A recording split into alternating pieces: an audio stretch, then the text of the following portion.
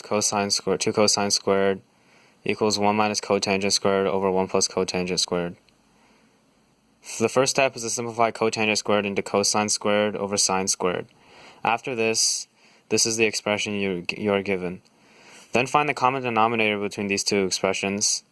So this, which would be sine squared. So sine squared minus cosine squared over sine squared times the reciprocal of 1 over sine squared plus cosine squared over sine squared. After simplifying this, since this is 1 divided by sine squared over cosine squared over sine squared, you would find that it was the same as multiplying by the reciprocal. So that's why you get sine squared over sine squared plus cosine squared. Sine squared minus cosine squared over sine squared is now your, multiplied by this is now your expression. Sine squared and sine squared cancel out, and sine squared plus cosine squared simplifies to 1.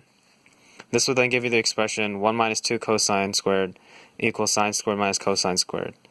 1 minus 2 cosine squared equals 1 minus cosine squared minus cosine squared.